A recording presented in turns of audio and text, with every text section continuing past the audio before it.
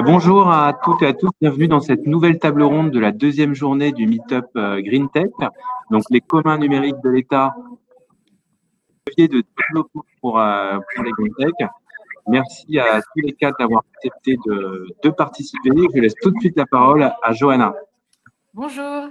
Bonjour à toutes et à tous. Merci de nous rejoindre. Je vois qu'on est déjà une trentaine connectés pour ce webinaire. Donc, on a 45 minutes devant nous pour traiter le sujet. En préambule, donc, je vous invite à ce que ce soit le plus participatif possible. Donc, n'hésitez pas à participer sur le chat, à poser vos questions dans l'onglet spécifique questions pour nos intervenants. Alors, donc tout d'abord, moi, je suis ravie d'être avec vous aujourd'hui. Je suis Johanna Castel, je travaille à Cap Digital, donc pôle de compétitivité sur la transition numérique et écologique, en tant que responsable de projet Ville Durable. Et donc, je suis très heureuse d'accueillir aujourd'hui nos intervenants sur un sujet autour des communs numériques. Donc, on va le traiter, comme on a un temps assez court, sur une perspective concentrée autour du champ de la ville et des services urbains. Donc, les questions qu'on va se poser aujourd'hui avec nos intervenants, c'est comment ça marche, qu'est-ce que ça implique, comment rejoindre la dynamique de commun et puis bien sûr les leviers de développement pour les green tech. On va voir que les communs, ça peut prendre différentes formes. Donc on détaillera ça plus tard. Ça peut être un outil, des services, des données. Donc on peut citer à ce sujet. Donc il y a eu un récent avis là que je vous invite à consulter du Conseil national du numérique sur les données environnementales d'intérêt général. On va en parler. C'est une question alliée à celle des communs. C'est un sujet qui prend de l'ampleur. Nous, de notre côté, dans notre cartographie des tendances, on avait bien montré avec nos participants la nécessité d'avoir un socle de commun pour atteindre l'objectif d'une ville durable, donc avec un tiers de confiance pour sa gestion. Et on va voir ici avec nos intervenants le parce que c'est aussi dans le titre de la conférence, il y a aussi l'État, donc c'est un mot-clé important. Il y a eu un jalon avec la loi pour une république numérique, donc qui est importante.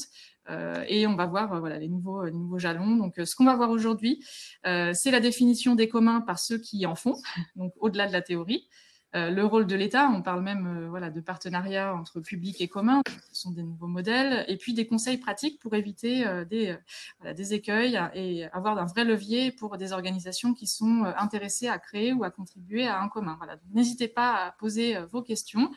Sans plus attendre, donc, je vous présente ceux qui ont accepté d'être parmi nous aujourd'hui pour échanger sur ce sujet. Donc, Margot Sanchez, chef de produit registre de preuves de covoiturage.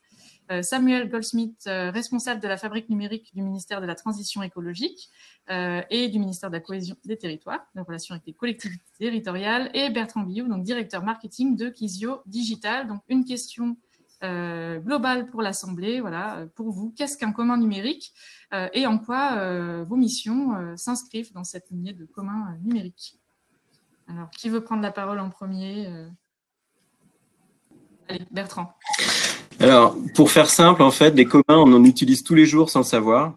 Le meilleur exemple de commun pour moi, c'est Wikipédia ou OpenStreetMap, par exemple, pour tout ce qui concerne la cartographie. Wikipédia, alors moi, j'ai connu avant l'Internet, quand il n'y avait pas d'Internet, c'était l'Encyclopédie Universalis. Ça coûtait cher pour pouvoir obtenir tous les volumes de cette encyclopédie et pour pouvoir avoir accès à la connaissance. Wikipédia, aujourd'hui, c'est des gens qui contribuent, qui enrichissent de la connaissance, qui la partagent. Et donc, c'est pour la possibilité pour tout le monde d'y accéder et de contribuer, s'ils le souhaitent, à ce commun. Voilà. Margot, de votre côté, une définition? Je pense que j'ai rien d'autre à ajouter sur ce qu'a dit Bertrand, puisqu'on a quasiment la même définition. Très bien. Samuel, de votre côté? C'est très clair, merci. Merci. C'est consensuel comme table ronde. Je crois que le mot le plus important dans ce que disait Bertrand, là, c'était sur Wikipédia, il existe que parce qu'il y a des contributeurs. Et en fait, si on regarde les statistiques, il y a beaucoup moins de contributeurs que de lecteurs, mais le modèle tient quand même, parce que c'est un projet d'encyclopédie. Et il y a autre chose dans Wikipédia, mais on y reviendra, c'est qu'il y a une licence, si vous voulez, de contribution, qui sont les Creative Commons, qui permettent de régler les problèmes de droits et de devoirs sur ce qu'on y écrit et ce qu'on y lit. Et ça, c'est important dans tout ce qu'on va aborder par la suite de cette table ronde. C'est la notion presque, je les appelais comme ça ici, de CGU. c'est d'ailleurs de conditions générales d'utilisation et de contribution au commun. Voilà. Tout à fait. Donc, on va en parler sur une question plus liée voilà, au conseil, à ceux qui souhaitent se lancer dans cette démarche. Mais peut-être en premier lieu, pour vous, les bénéfices des communs, notamment dans l'organisation de la ville, des services urbains, par rapport à d'autres démarches ou d'autres modes de gouvernance et de travail. Là-dessus, est-ce que Samuel, Bertrand, Margot, vous avez un... Ouais, je peux prendre la main si tu veux. Je pense que les bénéfices, on ne peut pas trop les quantifier ou les qualifier avant d'avoir lancé un commun. Généralement, c'est quelque chose qui se passe, on ouvre quelque chose et on voit ce qui se passe. C'est comme les espaces de coworking ou les tiers-lieux qui ont été créés. Au départ, on ne savait pas quoi y mettre dedans. On a ouvert ça, on a vu ce qu'on a permis de créer. Après, il y a des bénéfices. C'est évident. Les bénéfices de remettre le citoyen ou des contributeurs au centre de la création du commun et du service public, si on fait vraiment le parallèle avec l'État, comme c'est le sujet de la conférence aujourd'hui. Mais il y a aussi des bénéfices économiques qui sont assez majeurs. On ne va pas recréer 2 fois la même chose, donc normalement, on fait des économies. Voilà, c'est ce que je peux dire de mon côté. Et j'ajouterais, alors, on mutualise, on fait des économies et aussi on partage les risques, notamment quand on développe un logiciel, c'est notre cas nous chez Kiso Digital avec le logiciel Navicia, qui est un logiciel d'information voyageur, de calcul d'itinéraire. Le fait de pouvoir travailler à plusieurs sur le logiciel, eh ben, c'est 2 gens qui vont pouvoir faire de l'innovation en même temps sur des sujets différents et c'est aussi des risques partagés à plusieurs avec toute une communauté de réutilisateurs contributeurs. Et donc ça, c'est important. Il y a aussi la notion de pérennité du service derrière les communs. On a vu par exemple, alors je reviens pour les dinosaures de l'Internet, du temps de Netscape. Netscape était sur le point de couler face à Internet Explorer. Et en fait, Netscape est devenu la fondation Mozilla et Firefox que beaucoup de gens utilisent aujourd'hui et tout ça en open source et ça a permis de le rendre pérenne et d'éviter qu'on le jette à la poubelle. Donc ça, c'est un point important. Plus les gens ont accès à un code source ouvert, à un commun, on parle de commun numérique, donc et plus ils vont pouvoir faire des choses intéressantes avec, donc c'est ce qu'on appelle l'intelligence collective. Plus ils vont pouvoir aussi, par exemple, trouver un patch. Aujourd'hui, Internet, donc qu'on utilise très largement en ce moment, c'est fait avec des communs. Et quand il y a un problème de sécurité, de cybersécurité, le fait d'avoir de l'open source, ça permet à plus de gens de travailler sur cette faille, de trouver éventuellement un patch. Donc, on voit vraiment les bénéfices pour moi, c'est que ça appartient un peu à tout le monde et tout le monde s'en occupe un peu. Et du coup, ça permet d'aller beaucoup plus loin et d'être beaucoup plus créatif. Et si je devais le relier à l'État, je dirais que ça reprend un peu l'idée de liberté, de fraternité, parce qu'en fait, quand on travaille dans les communs, il y a beaucoup de bienveillance et d'entraide entre les acteurs des communs. Et puis, je dirais aussi l'égalité des territoires, et je pense que Samuel y est assez sensible pour travailler avec les 2 ministères. Ça permet aussi de donner accès à la même info, à la même qualité de service, à des petits, des moyens, des très gros, du privé, du public, des citoyens, à plein de gens en fait. Et ça, c'est important. Est-ce que Samuel, vous souhaitez réagir là-dessus, les bénéfices en termes d'organisation aussi? Oui, je vais aller sur un autre pan que celui qu'a abordé Bertrand. Donc Bertrand s'était très sur la logique très logicielle, j'allais dire open source de toute une mouvance qui a eu lieu depuis les années 70, on va dire même avant. Et là on parlait vraiment du côté tech. Moi, ce que j'aime dans le bénéfice d'un commun, et c'est plutôt que les gens, je le disais tout à l'heure, se mettent d'accord sur comment, alors exploiter n'est pas le bon terme, mais comment entretenir une qui va faire collectivement, et que cette ressource, on s'en occupe collectivement, et du coup, on évite qu'un acteur monopolistique va s'emparer de toutes ces données et toutes ces ressources pour avoir des stratégies de disruption un peu, j'utilisais le terme morbide ici, où quelqu'un va s'accaparer toute la donnée et va casser simplement une économie. Les exemples sont nombreux. En tout cas, il y a plein de petits vilains qui essayent d'aller sur ce. On voit que on rentre pas dans des cercles vertueux. Bertrand, ces communautés assez bienveillantes sur tout le monde entretient ce jardin commun, on va dire comme ça ici, permet aussi d'éviter, donc j'étais un peu dans le côté voir du truc, permet d'éviter que un seul acteur ait la carte de tout le territoire. Je donne cet exemple à dessein. L'exemple, c'est Google Maps. Google Maps, voilà, c'est la carte. Ils ont la carte et en fait, cette carte n'est pas régie comme un commun. Vous acceptez les règles, les CGU de Google quand vous utilisez Google Maps. Et il se trouve qu'un jour de l'année dernière, ils ont multiplié par je sais plus combien leurs tarifs, ce qui fait que beaucoup de cartes qui étaient sur des sites web sont tombées d'un coup. Et en fait, c'est assez tragique ce genre d'histoire. Et pour éviter qu'un acteur monopolistique, je le redis, s'accapare des données et des services, l'entretien et la contribution à des communs, c'est une voie de sortie plutôt vertueuse. On a une question du public déjà au démarrage. Est-ce à dire que reprendre sa liberté et se réapproprier ses données sur certains services comme la distribution et la production d'énergie? Est-ce que ça, c'est envisageable dans le développement de communs, par exemple, sur l'énergie? Alors, à nouveau, moi, je me permettrai de réagir sur ça. C'est que là, c'est une très bonne,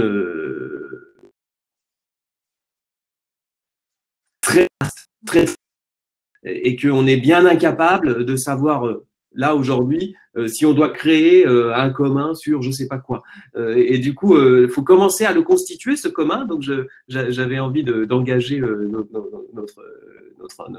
la personne qui pose la question à se dire, par quoi je pourrais commencer à entretenir une donnée, un service et qui pourrait être utile à d'autres. Et je pense que là, Bertrand est capable de répondre grandement sur le calcul d'itinéraire, parce que c'est ça votre commun quelque part à vous.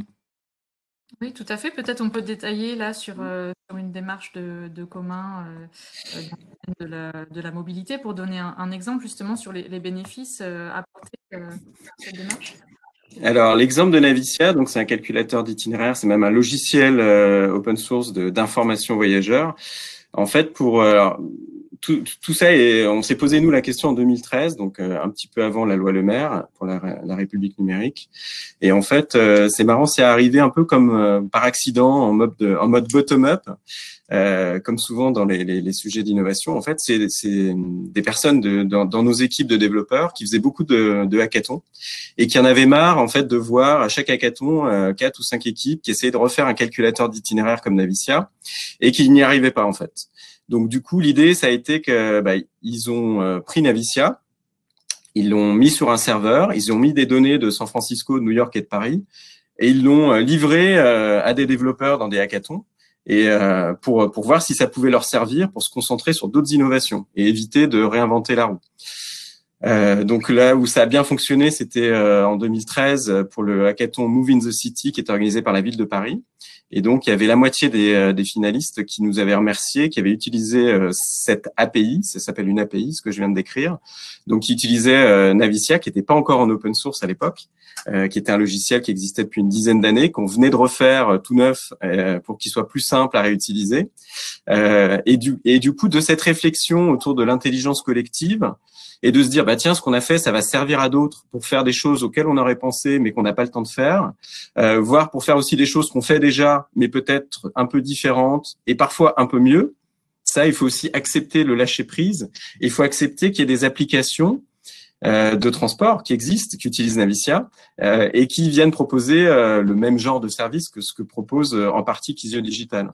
Très bien. Mais, donc du coup, de cette réflexion, on s'est dit mais pourquoi pas passer Navicia en open source et donc on a ouvert le code quelques mois après cet épisode. Mais on a commencé par faire une API, on a commencé à voir qu'il y avait des usages et après quand on a appuyé sur le bouton, comme disait Margot, on ne sait pas où on met les pieds, donc il y a toujours une petite inconnue et on est souvent agréablement surpris par les opportunités que ça crée et les liens avec d'autres personnes dans le monde entier. Nous, ça a été le cas avec des Hollandais, mais aussi avec les transports de Toulouse, Tisséo, donc les transports de Toulouse, utilisent Navicia en open source. Ils l'ont téléchargé, ils sont complètement indépendants en termes de souveraineté numérique. Ils l'alimentent avec leurs données et ils contribuent à Navicia. Aujourd'hui, il n'y a pas de contrat commercial entre nous et eux, mais ils nous payent en nature. Donc c'est aussi un point intéressant.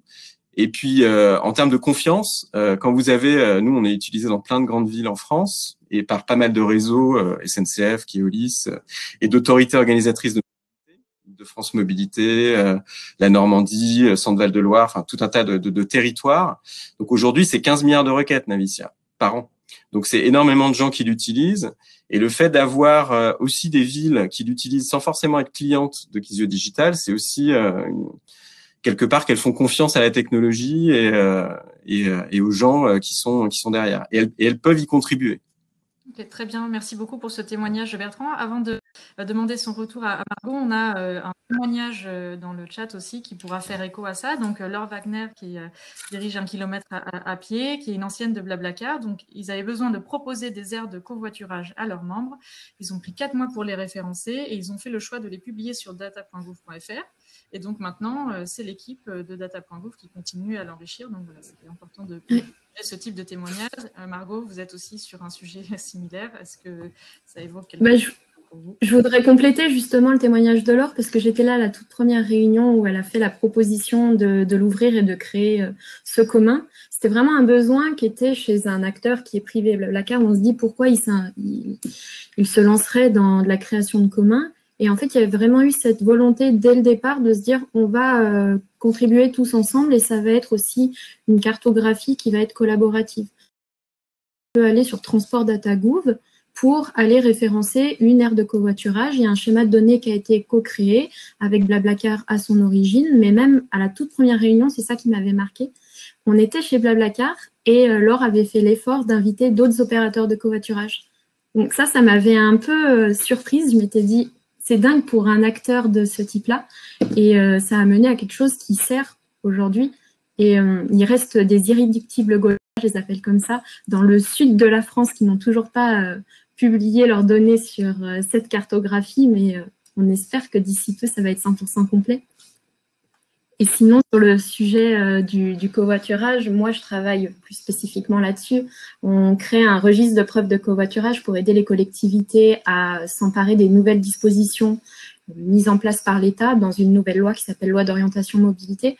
On essaie vraiment de faire un outil numérique, mais aussi une boîte à outils avec de la documentation, etc. Et je trouve que c'est important quand même d'accentuer ceci. En fait, le commun numérique, c'est pas forcément que du code ou un développeur qui va faire un outil et puis mettre une licence. C'est aussi beaucoup de la documentation. Et nous, on fait surtout de la vulgarisation de la loi. C'est peut-être quelque chose de assez bête, naïf, mais une collectivité n'arrive pas à comprendre ce qu'elle peut faire.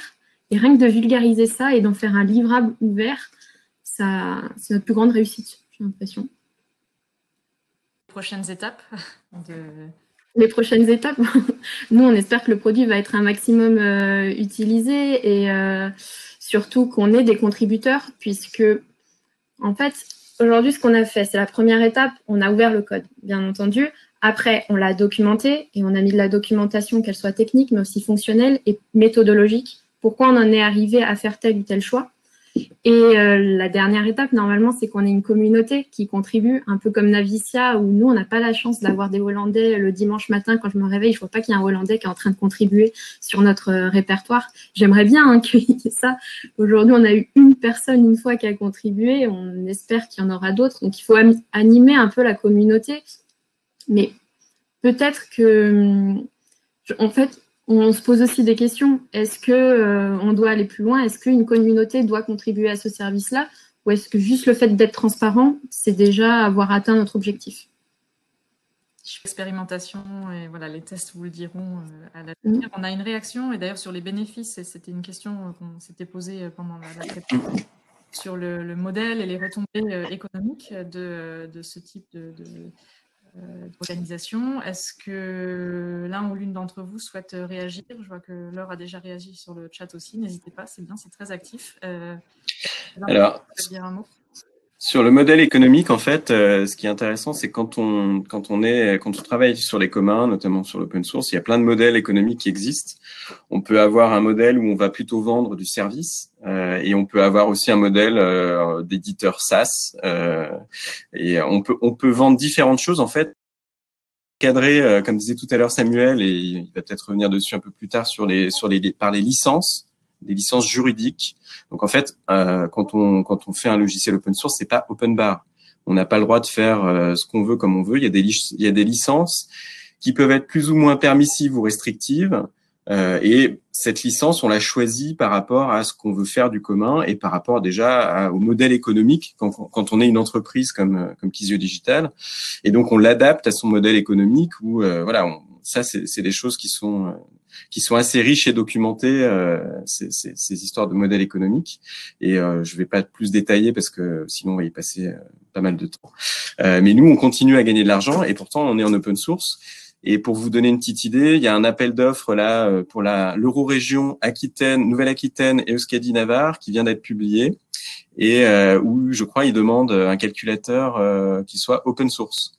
Donc en fait, quand c'est demandé par défaut, ça devient, il n'y a plus de questions à se poser, quoi. Bon, c'est justement pour les leviers, est-ce que Samuel ou Margot, vous souhaitez réagir sur cette question avant de passer au conseil et levier d'action? Ou c'est la réponse de Bertrand vous satisfait? Très bien la réponse de Bertrand.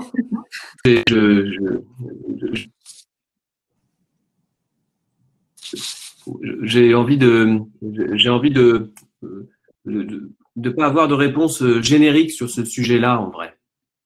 Et je pense que ce qu'a dit Bertrand est très juste sur son cas d'espèce, et aussi par le fait que beaucoup de collectivités avec lesquelles et régions avec lesquelles il travaille n'ont pas de puissance de fer sur ce sujet-là.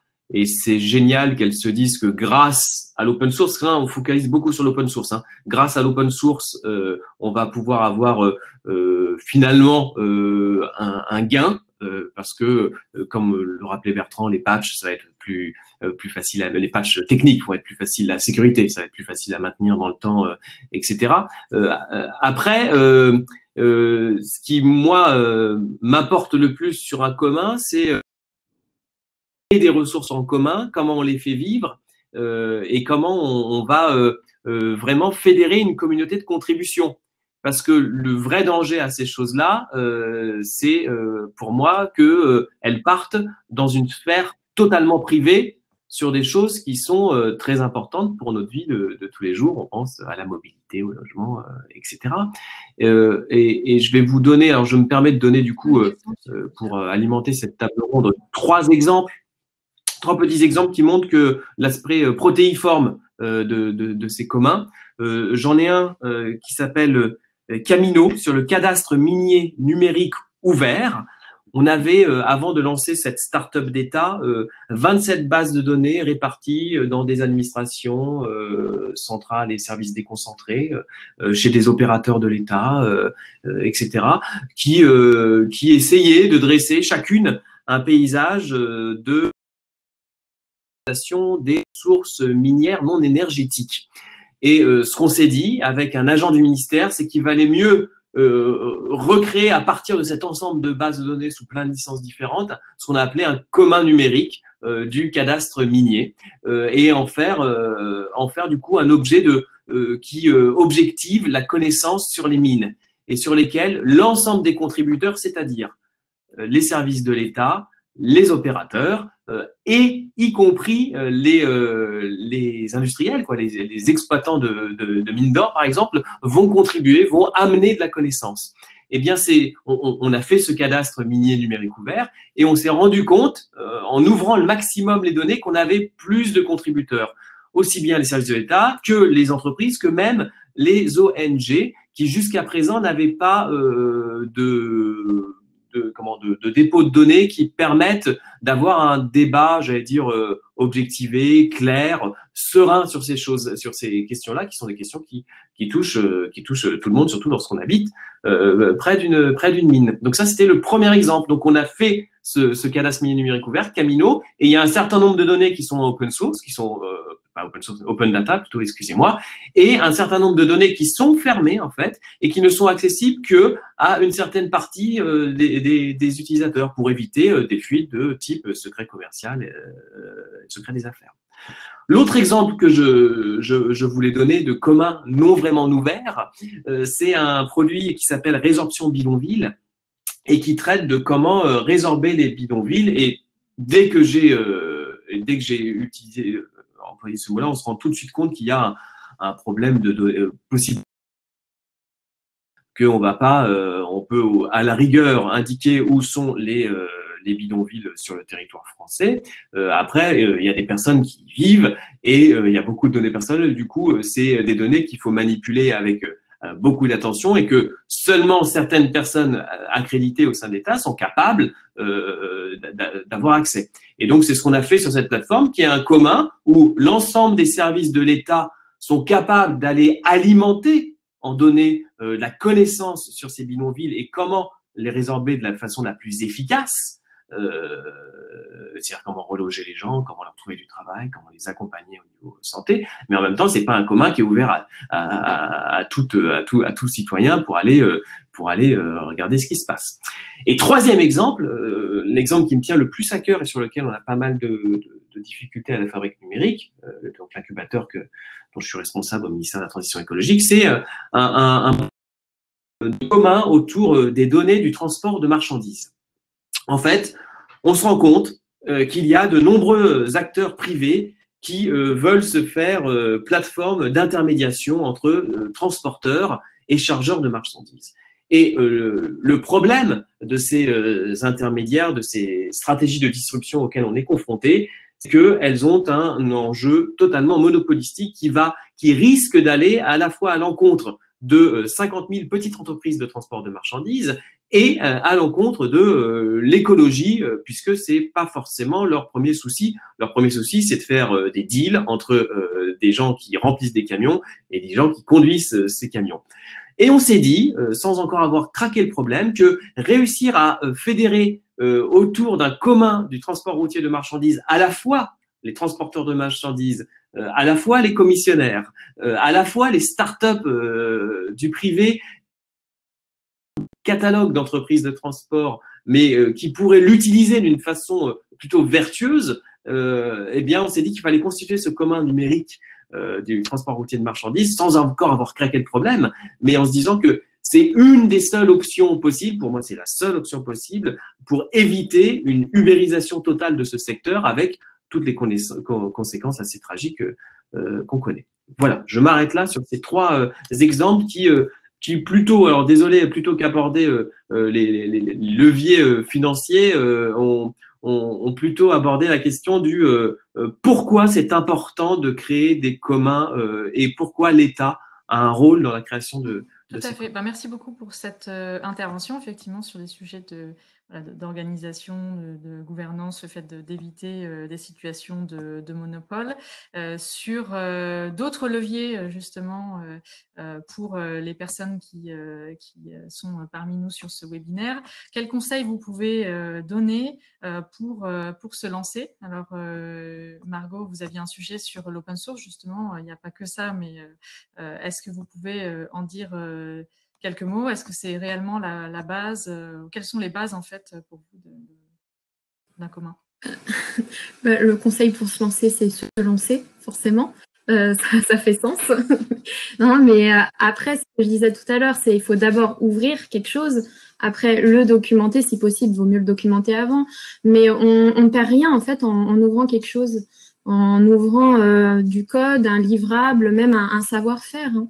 Ça peut même mettre une infrastructure. Moi, un jour, j'avais échangé avec un gros constructeur de pneumatiques français qui me disait qu'il n'y voyait aucun, on se demande qui c'est, qu'il n'y voyait aucun inconvénient à mettre à disposition, par exemple, leur circuit d'essai puisqu'ils ont un circuit d'essai qu'ils utilisent une fois, je ne sais pas, par mois, et ils ont fait construire plusieurs millions d'euros. Pourquoi ne pas ouvrir cette ressource-là physique pour que des startups viennent tester leur véhicule dans un endroit où ils ont le droit de venir tester, parce qu'on n'a pas le droit de venir tester un véhicule dans la rue, bien entendu. Et c'est ce genre de choses qu'il faut aller chercher. Donc, au-delà du commun numérique, il y a aussi ouvrir des connaissances et d'infrastructures. Dans la communauté BetaGouv, dont on fait partie avec Samuel, c'est vraiment un des piliers de base.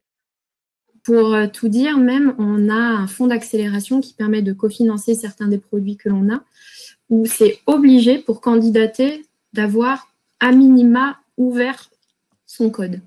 Et après, ça fait des points bonus, si bien entendu, on a des points bonus. On a une communauté qui participe et qu'on ait un exemple de réussite de commun. Et voilà, c'est quelque chose qui est obligatoire. Et un deuxième exemple, la première fois que je suis arrivée dans un des bâtiments où il y a un incubateur de la communauté, il y avait un mot sur la porte, c'était marqué Public Money, Public Code. Et ça m'avait marqué parce que c'était vraiment quelque chose où on a de l'argent public qui est mis dans un service public. Donc, pourquoi, en fait, le code n'est pas ouvert si, normalement, c'est comme ça? Ça devrait même être comme ça pour tous les appels à projets ou tous les appels à manifestation d'intérêt. Comme l'a dit tout à l'heure Bertrand, ça devrait être quasiment une obligation d'avoir un commun sur un appel à projet. Bon, ce n'est pas encore le cas, mais ça commence à arriver. Et justement, le sujet de la table ronde donc sur les communs numériques et le rôle de l'État, pour vous, quel rôle il doit avoir dans ces communs numériques liés à la ville, au développement des territoires? C'est une question pour tous les trois. On a un qui de répondre.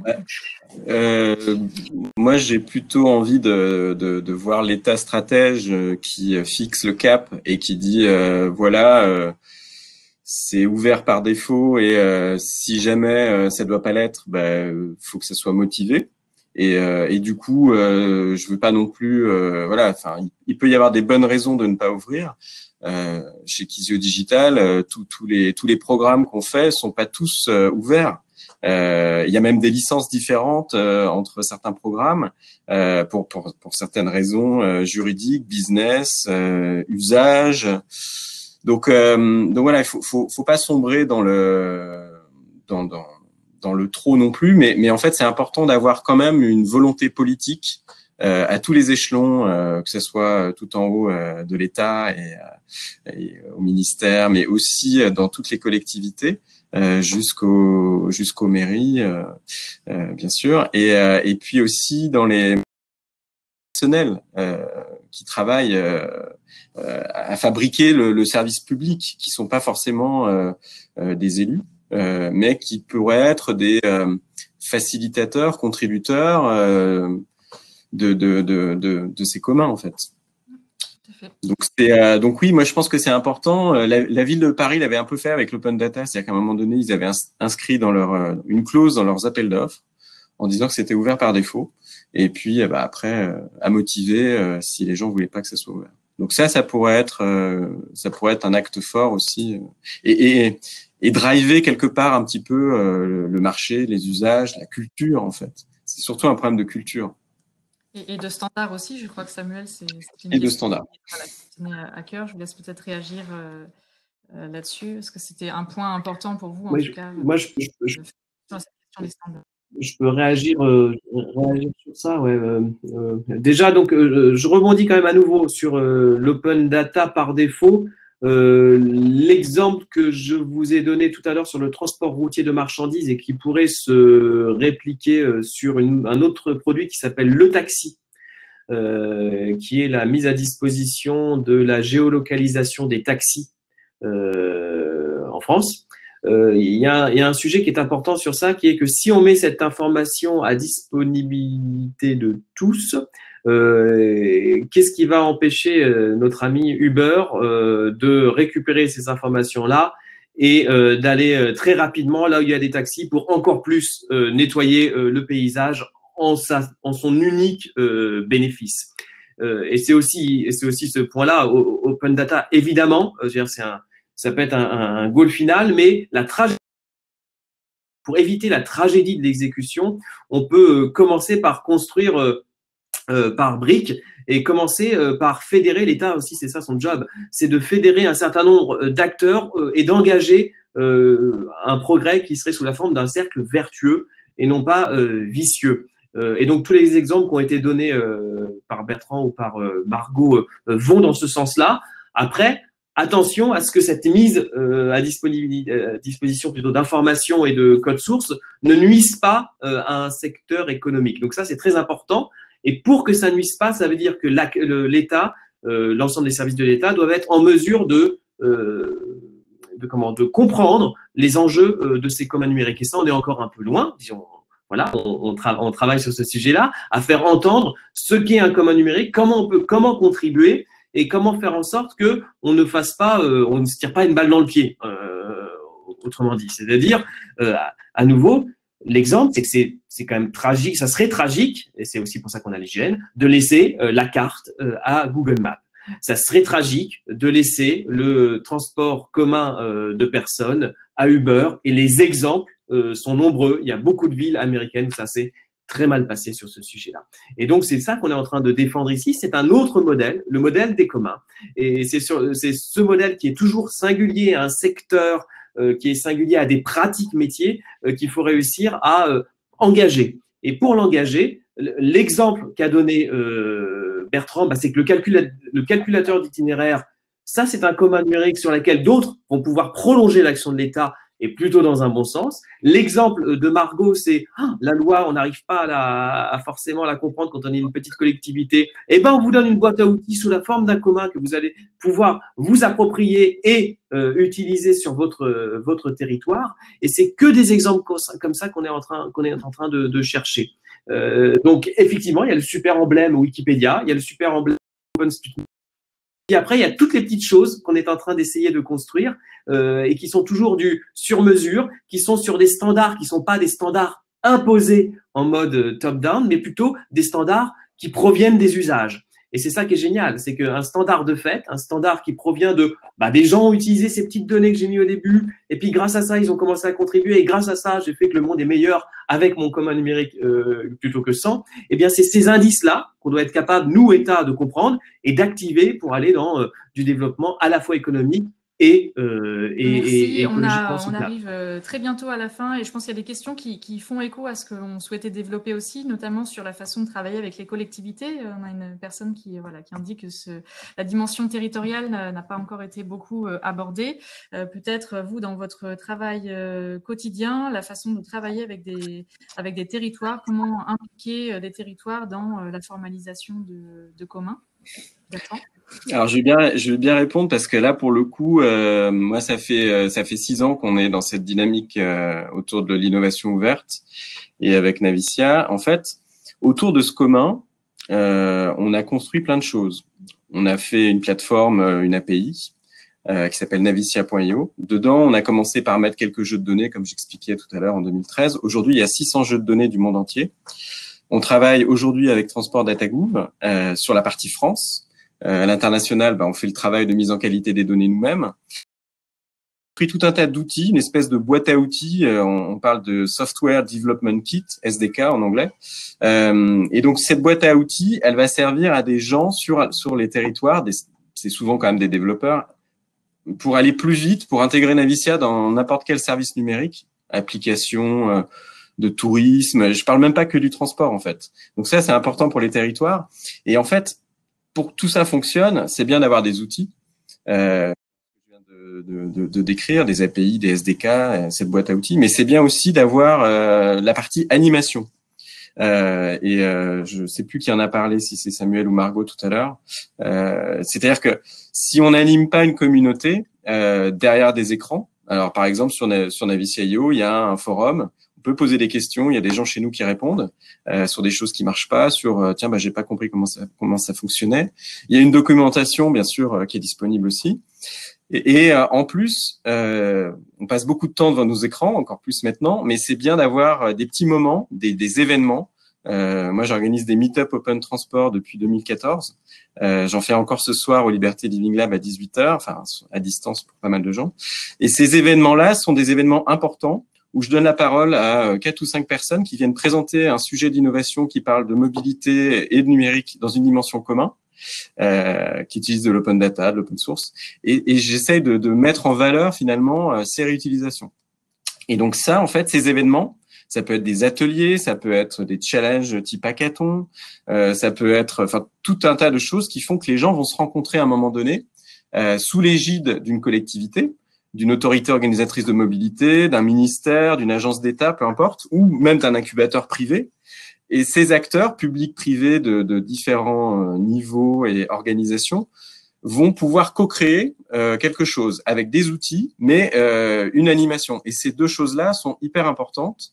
Et nous, dans notre réflexion, nous ont fait mûrir sur il faut accompagner, il faut qu'on soit un facilitateur de cette innovation ouverte, tant sur la partie des outils que sur la partie aussi un petit peu écosystème, mais il faut qu'on travaille avec plein d'autres acteurs.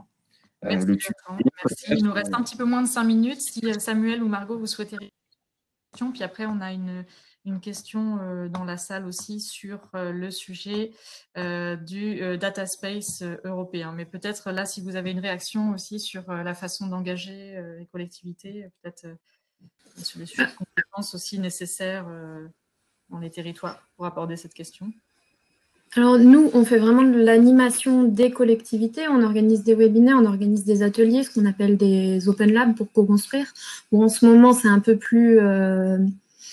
c'est un peu moins sympa vu qu'on le fait en visio, on arrive moins à faire travailler les collectivités entre elles. Mais je voudrais revenir sur la question de Hervé Pernin. De mémoire, je reconnais ce nom-là et donc je pense qu'il est un agent d'une agence d'État. Et c'est typiquement le genre de problème auquel on pourrait répondre.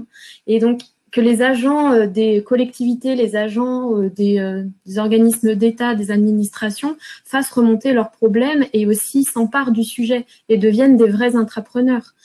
Pour moi, il ne faut pas attendre que les choses elles se fassent. Typiquement, là, j'aurais envie de dire, Hervé, faites ce qu'on appelle, nous, une fiche produit dans la communauté Betagouv et mobilisez-vous pour essayer de répondre aux problèmes que vous adressez. Voilà. Merci. Il nous reste 3 minutes. On a deux questions qui sont arrivées. Peut-être on va essayer d'y répondre d'ici à la fin. Donc, sur les opportunités ou synergies avec les futurs data space européens et sinon, sur les formes possibles de partenariat entre public et commun, donc entre l'État et commun. Peut-être cette question a déjà été peut-être plus traitée. Je vous laisse répondre à l'une ou l'autre selon vos appétences sur le sujet. C'est important qu'il y ait un tiers de confiance pour porter ces sujets. Et ça peut être la fabrique numérique du ministère de la Transition écologique, ça peut être la fabrique des mobilités, qui est aussi une initiative à laquelle on contribue chez Kizio Digital. Nous, on a aussi tout ce qu'on embarque avec le Lab des mobilités. Et en fait, c'est important qu'il y ait un tiers de confiance et ça peut pas être que Kizio Digital qui fait quelque chose dans son coin. Mais nous, on est plus dans un rôle de facilitateur et c'est en cela que cette dimension étatique à différents niveaux, que ce soit métropolitain, régional ou agence d'État, elle doit se faire, voire même européen. Hein. Il y a des projets européens dans lesquels on pourrait être aussi impliqué. Hein. D'autres réactions sur cette question ou alors sur la question sur les data space européens? Non, moi, le data space, c'est trop large pour moi. Mais je vais redire un tout petit peu ce qu'a dit Bertrand et Margot. En côté État, il faut vraiment que des agences s'emparent de ces sujets-là sur des petits périmètres et qu'ils se lancent dans l'aventure de commencer à constituer un service qui, au final, va peut-être devenir un commun. Et donc, il ne faudrait pas commencer par mettre le commun sur la table d'un coup avec il faudra que le commun ait toutes ces données-là de tout l'espace et tout là. Non, il faut commencer un problème. Et c'est l'exemple d'Hervé sur justement Airbnb. Je pense qu'il y a quelque chose à faire de ce côté-là, y compris sur les données d'intérêt général qu'on n'a pas pu aborder aujourd'hui. Ce sera pour une prochaine fois. Mais du coup, commencer par ce petit sujet et évidemment sur un territoire, parce que chaque territoire est singulier.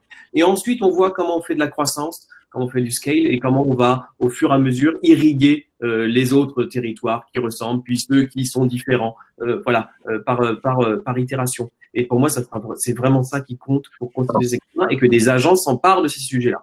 Parce que pour moi, c'est cœur de nous. Merci beaucoup. Est-ce que tout le monde a pu s'exprimer? Samuel. qu'on arrive à la fin. Un grand merci à tous les quatre. Nous arrivons à la fin de cette table ronde. La conclusion de Samuel était parfaite. Effectivement, les agents publics, il faut se lancer, il faut démarrer petit, identifier des irritants, partir du problème et passer à l'échelle. Un grand merci à Johanna, à Samuel, à Margot et à Bertrand pour leur participation. C'était vraiment une belle table ronde. On est très heureux de vous avoir compté parmi nous et on vous remercie une nouvelle fois de nous avoir fait l'honneur d'être présents parmi nous ce matin. Sans plus tarder, je vais passer bientôt la parole à la séquence suivante qui va être une annonce d'envergure portée par Monsieur Pascal Berthaud, donc directeur général du CEREMA. Sans plus tarder, je vous passe la parole. Un grand merci à tous et excellente fin de matinée. Merci, au revoir. Merci.